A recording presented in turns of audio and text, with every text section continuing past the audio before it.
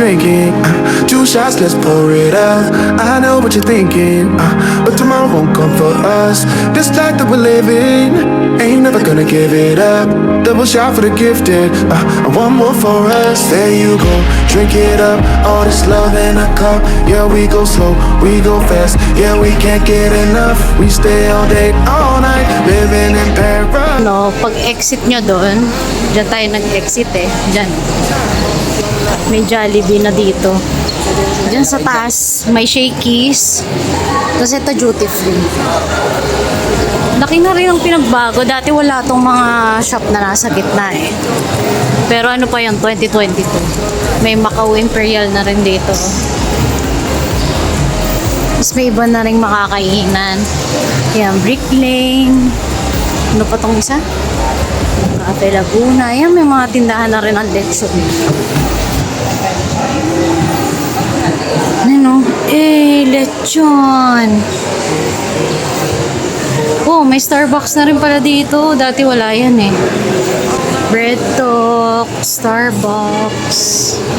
Dito nga pala oh, merong ano dito guys. Grab, InDrive, tsaka ano isa? Green GSM. So mamaya i-compare natin kung saan mas mura. So guys, sige, Jollibee na lang tayo. Kasi alam mo naman si Mick. Ano to eh, Jollibee. Jollibee boy.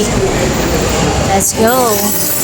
So sa InDrive, 439. Yan. Pagka sa Grab, uy, konti lang difference nila Sa guys. Grab naman. Taxi. Grab taxi. Hindi, standard car yan. Okay. Pag taxi yung, tapos yung Green GSM. Green GSM. Haha, siya pinakamura. Siya ang nanalo. Wait, Wala. 250. Yan, 318 lang. So, Yeah, ilagay siya mo ang na kayo, 350. Mga ganun. So mag-Green GSM tayo kasi siya ang nagwagi. Kasi guys, yung Green GSM hindi kaya pagka dun sa galing kami ng bahay pa ng airport eh, kasi may limit yan na ano eh. The distance. Para 15 kilometers yata. So dito medyo malapit.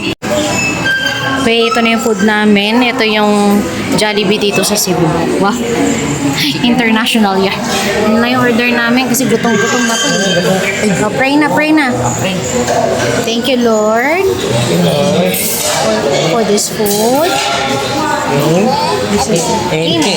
Sige na, kain na. Gutom na. Ayan, dito na si tatay tapos na tumae. Napakinabangan niya yung ano, mga mineral water na naunang tumae sa kanya.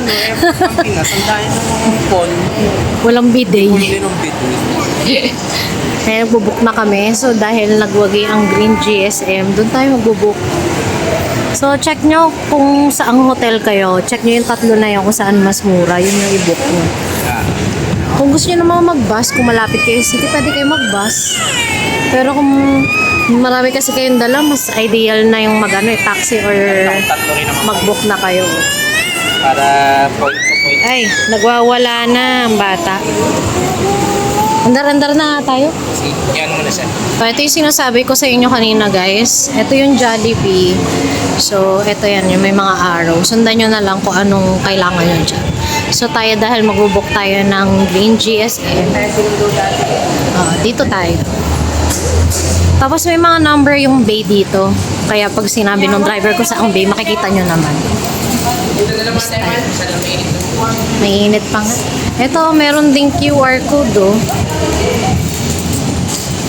Para makita nyo. Try nga natin i-scan to. Oh, yan. May nabook na tayo. Magkano? In 2 minutes, and 254 to 380. 254 to 318 lang. Uy, mura na yun. Kasi kapag ka-grab nasa almost 500, pag naman in-drive, 400 plus. Kaya siya ang pinakamura, no? Pinakamura. Ayan, oh, dito. Naghintay lang kami kasi ang init. Ay, bawa naman si Mikmik. Kaya dito lang tayo maghintay muna. Doon tayo pick up sa B15-16. Doon na tayo. So, ayan, oh, may mga letters naman. Makikita nyo, A15, plus B, C, D, ganon. So, dito tayo sa A. Ayan, oh. Malilim naman pala dito, eh. Okay lang maghintay. Ayan, Bay 17, 16, 15. Ano, ha? Nakaidlip kang isang oras. Ha? Yung sapatos niya. Sa bag ko. Medyo matagal din. Ilang minutes pa? Almost there. Ang ganda ng weather, guys. So, tinan nyo naman, blue na blue yung skies. Kaya mainit. Ito truck nila. Ito yung Grab taxi, oh. Try ng option guys, oh. May taxi din. Kaso lang kasi syempre, maganda pa rin may app. Oo, para hindi ka na mag-ano, mahihirapan pang magsabi kung saan. Lalo na kasi pag may mga dala kayo mahirap nang mag-bus-bus, ganyan. Ang nilaksan lang namin loob namin sa Hong Kong kasi efficient yung transpo nila dun eh. Kaya kahit grabe yung maleta namin dun, nakita nyo naman, di ba? Kinaya naman. Kasi madali talaga. Siyempre, mahirapan ka lang maglipat-lipat ng mga gamit mo. Parang yun na. Nakikita na namin siya sa malayo. Ewan ko lang kung tama kami. Ayan, nakikita nyo ba yun? Yun. Maganda rin ito. Ayan, yan. GSM, try nyo. Ang problema lang talaga dito yung limit. Kasi Kailangan lang malapit. Kasi mamamatay. O, yan na yung nabook natin, guys. Pero hintayin na lang natin si tatay kasi mainit eh. Sakay niya muna ibang gamit. Bago tayo ni Mikmik. sinama ko na doon yung puting bag. Ha? Sinama ko na doon yung puting bag.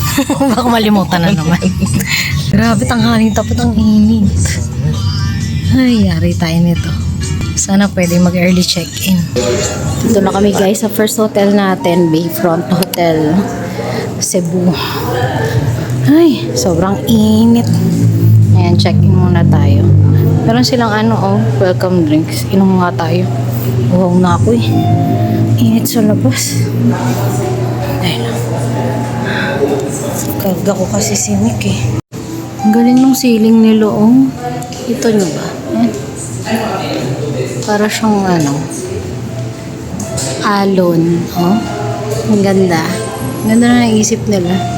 Bay nga eh. Bayfront. Stick oh. Okay guys. Dito yung room natin sa 12th floor, 1215. At parang ang dilim. Ayan. Okay, let's go. Ay, ang tara may fridge. Oh, yung pa-kitchen. Oh, room tour agad-agad. Pagpasok, may may lababo, tapos may stove. Wait lang, lalapag ko lang si Nick. Yeah. Okay guys, from the top.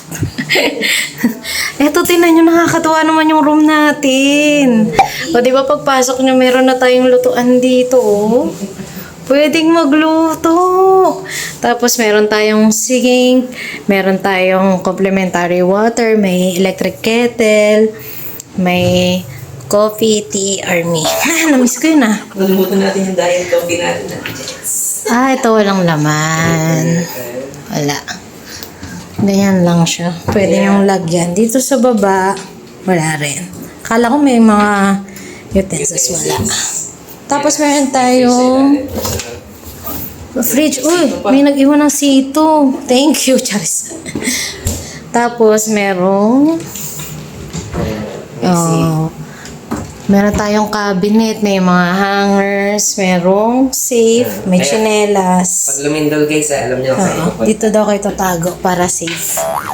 Tapos, ito yung bed natin. Dalawang Single. single ba yan? Double pala. Dalawang double. Oo, malaki. Dalawang double size na beds. Tapos, meron tayong phone. Alam niyo, may nabasa ako na ang Bible pala daw pwedeng kunin. Ay, gano'n? Isa daw to sa mga pwedeng iuwi. Di ba yung mga toiletries pwede nating iuwi? Sabi Bible, I'm not sure First time kong mabasa yun. Yung mga nababasa ko, ano to? Flashlight? May pa-flashlight in case of emergency. Tapos dito, Meron tayong TV. Ang laki ng TV natin. Tapos meron tayong nalagyan ng luggage. May table, chair, and mirror. Tapos ayan yung AC natin. Oh, ito yung room. So malamang sa malamang, alam nyo na. Ang mahiwagang technique pag may baby, pagdidikitin ang beds at isasagad sa pader para walang mahulog. And last but not the least, check natin ang ating bathroom. So ayan, meron tayong napakalaking mirror. Tapos ito yung ating toilet. And my bidet. Merong towels, tissue, may liquid soap, blower. Ito, may toothbrush, baso. Tapos dito, ayan yung ating shower. Hot and cold shower. And meron na silang shower gel and shampoo. Tapos meron ding sampayan. Ayan. Pwedeng magsampay. Pwedeng maglaba. At merong non-slip mat. Wow, ang ganda. No? Ang ganda ng hotel natin.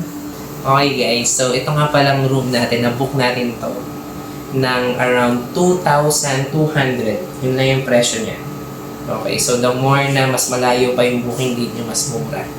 So depende na yan guys sa panahon or season, kung peak season o hindi. So siguro, basta ganun yung range niya. Yung pinakamalaking room nila dito yung may kitchenette. I don't know, baka iba pa yun. Parang, kasi ito parang nag-offer ng long term kasi pwede kang magluto talaga. Meron pang yung exhaust palabas. So nasa 4,000 yun. Pero tong room namin, 2,000 plus lang to. Okay? Ang choice nyo, pwede kayong mag-double bed or one queen bed. So pinuha ko na 2 double beds para king size yung laki niya pag pinagdikit namin. Kasi masyadong malaki yung kasama na yung alaga eh. So ito yung binook namin, malapit sa seaside, SM Seaside. Kasi ito yung malapit sa Ocean Park.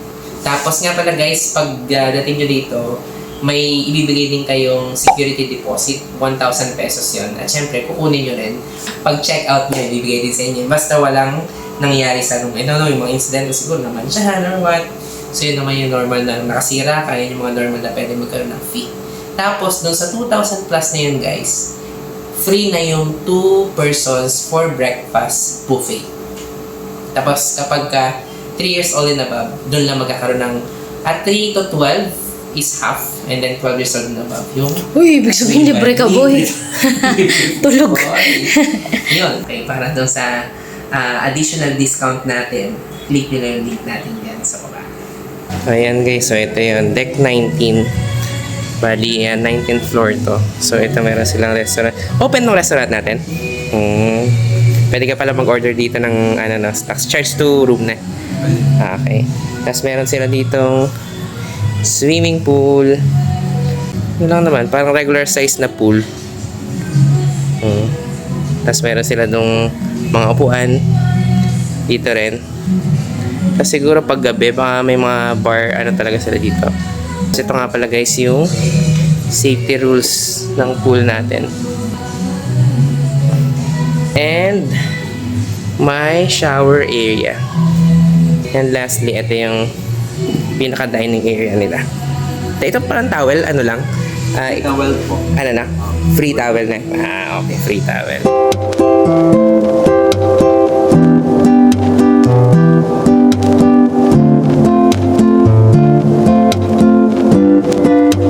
Dito nga pala sa tapat ng ng Bayfront may malapit ding 7-Eleven. So bumili lang kami ng kape, tsaka ng supplies namin, tubig and everything.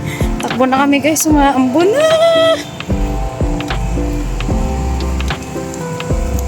Ngayon lang yung Bayfront. Bayfront Capital Site. Ayan lang tayo. Alaw-law tayong pa yung bay. Good morning guys! So ito second day na namin sa Cebu. Ayan, good morning, good morning. Ayan, kasama si Mikmik, medyo inaantok pa. At mag-check out na kami ngayon dito sa Bayfront Hotel. Ito sa Capital Site to guys Actually, magda 9 AM na. So yung breakfast namin, kanina pa nag-aantay doon. Actually, breakfast buffet dito. Kaso lang, magmamadali na kami kasi yung sundo naman namin papunta doon sa Cebu Safari. Malapit na rin dumating. O yan, kita-kits na lang tayo later. Tara! Good morning, Nick. Antok pa ikaw. Good morning, good morning, good morning. Good morning. Si tatay kumukuha na ng food. Eh, nagmamadali na kami guys kasi dadating na yung ano namin. Maghahatid sa amin sa Cebu Safari. Kain tayo mabilisan. Meron tayo dito guys, cereal area. Meron tayong cereals, tapos may mga breads. Oh, di ba? Kompleto. Meron pang pancake. Ayan, pwede rin kayo mag-toast dito. Tapos meron din sila ditong lomi. Ayan, para sa soup. And then may mga kanin. Tapos fried rice and plain rice yan. Tapos ito naman, gulay, tsaka fish fillet. Tapos ito yung typical breakfast. Salami yata ito, tsaka tocino. And then ito naman is okra. Tapos meron ding ampalaya, talong, o di ba? Perfect combination din. O, tapos may saging. Tapos ito, may tsokolate po. Wow! Di ba? Para hindi ko alam kung para dito yata to sa, kung ano nang tawag dito sa, para dessert na to. Tapos meron silang coffee. At meron din sila dito, salad area. Ito mga eggs. Okay, tapos mga condiments. Ayan, may salad area din sila dito. Plus mga fruits. Ayan, so ito yung dining area nila dito. So ngayon, punong-puno siya ng mga bandang 9 AM. So ito, kumakain din sila na ni Karen. Ayan. Hello! Morning guys, ito na yung pagkain natin. Kain tayo mabilisan. Let's go. Done eating. Let's go na. Diyan na yung sundo natin. Hintayin na tayo. Bye-bye na. Bayfront Hotel. Buyers.